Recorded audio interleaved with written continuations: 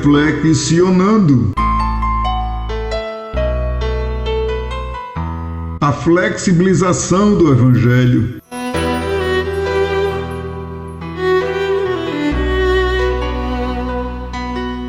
O que será da Igreja Evangélica Brasileira daqui a 30 anos?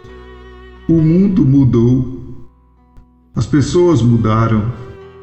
Porém, a pergunta que não quer calar é: e Deus? Deus mudou? A palavra de Deus mudou? Teremos que adequar a Bíblia ao nosso modo de viver? São perguntas retóricas. A resposta é óbvia. É claro que não.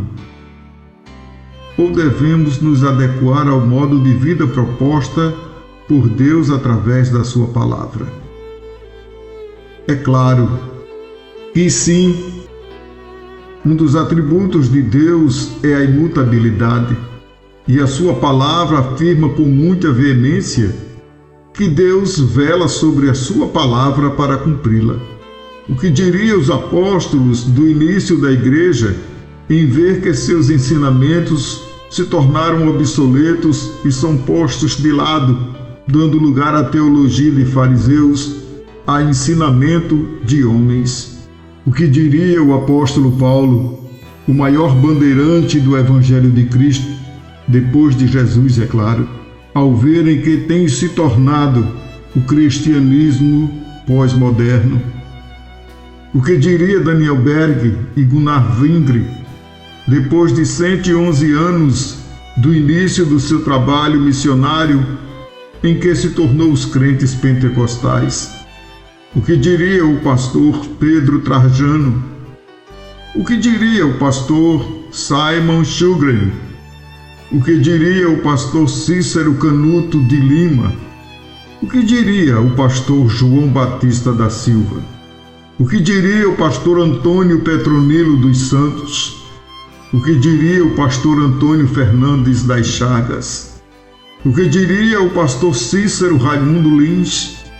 O que diria o pastor Antônio Ferreira de Lima?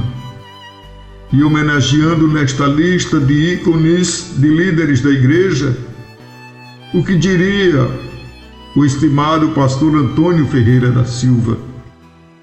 O Evangelho de Cristo Jesus é o Evangelho da renúncia, da mudança de vida, de caráter, é abandono do pecado, é nascer de novo, tornando-se nova criatura em Cristo, uma vez que as coisas velhas já passaram e tudo se fez novo. É reconhecer o Filho de Deus como o Senhor da sua vida e Salvador da sua alma. E isso implica em dar um giro de 360 graus na sua vida e seguir o Mestre. Se alguém vier a mim e não aborrecer seu pai, e mãe, e mulher, e filhos, e irmãos e irmãs, e ainda também a sua própria vida, não pode ser meu discípulo. O Mestre disse mais: quem quiser vir após mim, negue-se a si mesmo, tome sua cruz e siga-me. Seguir Jesus é opcional, é se quiser, mas se decidiu segui-lo, renuncie sua vida pecaminosa e siga-o. Porém, atualmente as pessoas afirmam o desejo de seguir o Salvador sem abandonar seu pecado de estimação. Isso acontece porque se deparam com a pregação de um evangelho prostituído que diz para o pecador: venha como está e permaneça como está. Jesus só quer o seu coração. Mentira! Mentira do diabo! E assim prolifera-se uma geração de cristãos cegos, mortos, pobres, miseráveis, analfabetos biblicamente e amantes de si mesmo. Isso é muito triste.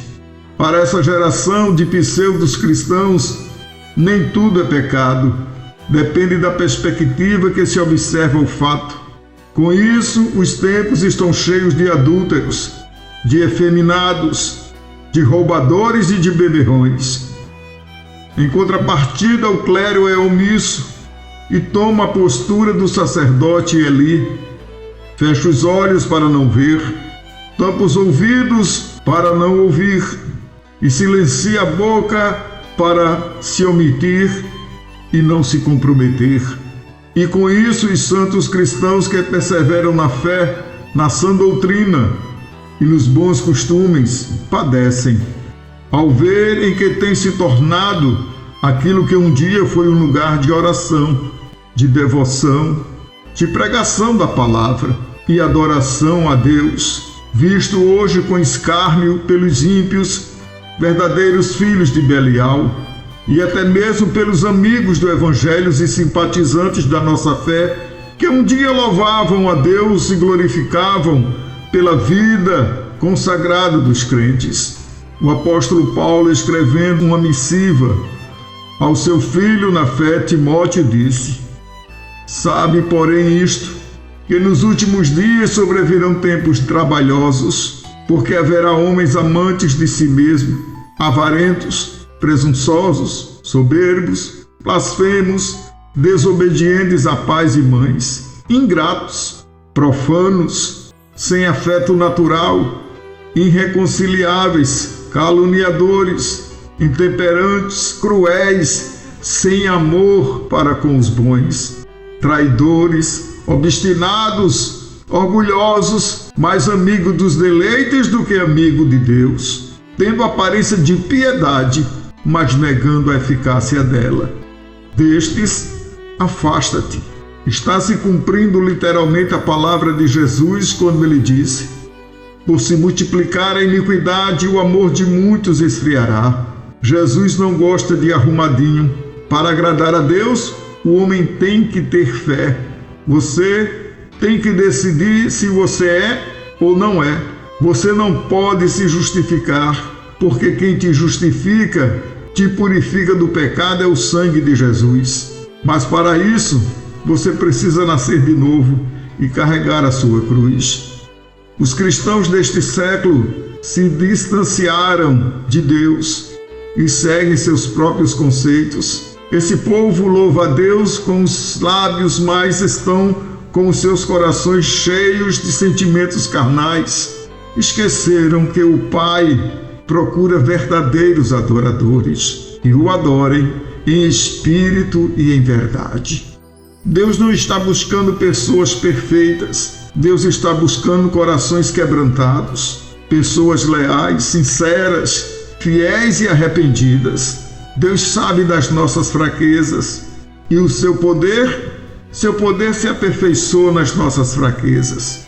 Todavia, sem arrependimento não há remissão de pecados.